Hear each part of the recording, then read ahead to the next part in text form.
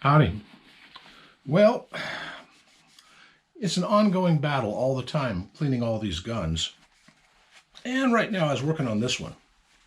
This, well, let me show you something. Let me show you what we have, what we're working with here, as it were. Let's see, how do you do this? Like that, and bring some light down. Okay. This, well, it looks like what it is. It says, it's got a crown, it says VR, let me get my glasses, and then Enfield, and then the date 1887, and then this, I think that's like crossed swords, and then IV1. The IV is the number 4. So I think this is Enfield Mark IV. And by the way, I'm pretty sure it is because of this small little teardrop here. On the older ones, it was much larger. And what that is a cocking indicator. You cock it by pulling this down and putting it back. When you fire it, it's in that position, in the fire position. Anyway, it's got some tarnish on it. But this is not an Enfield. It looks like an Enfield. It's an Enfield receiver. But in reality, this was a very beautiful shotgun built on an Enfield receiver. And let me see if I can get it so that you can see the markings. Can you see the markings there? I think you can. Anyway, let me tell you a tale.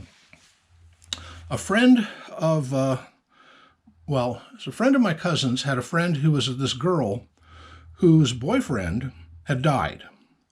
And he had no relatives, no kin. And when he died, she was about to move back home with her mom, which was in another state. And she was trying to unload all of the stuff he had left behind just to get rid of it, and also to make the money to drive home. And one of the things she had, was this shotgun. And it's built on this Enfield stock. By the way, there is no serial number anywhere on this thing. I don't know if the Enfields themselves, they actually had a serial number on the receiver. As far as I know, they had it on the barrel. But this is a 12-gauge barrel. This is not the barrel that came with. So I don't know what one would do about that. Well, the one problem from my perspective, he was left-handed. This comb is on the left side of the, on the right side of the stock, so that you'd be shooting it left-handed. And if you shoot it right-handed, this thing is so sharp it'll cut your cheek. Don't ask me how I know. Anyway, $300. So I said sure, and I bought it. It's a beautiful little thing. It's been well built. I mean, this is just gorgeous looking wood.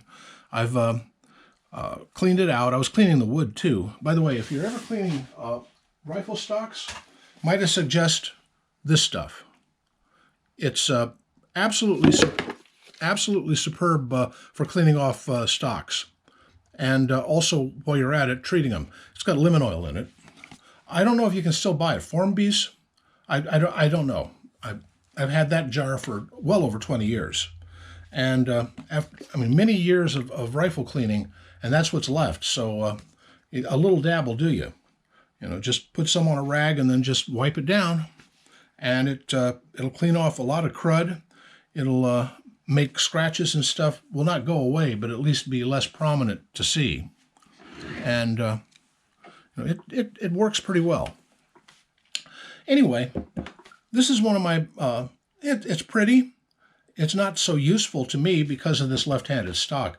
If I could get another stock, I would rather have one that matches this, but right-handed, this would then be absolutely perfect. I've looked around. I found an Enfield stock for it in rotten shape, but nah, I don't want to ruin this. It's just such a pretty set. If I ever run into somebody who's a southpaw and looking for a single-shot 12-gauge, well, maybe we can work a deal. Anyway, it's a nice little rifle, or shotgun.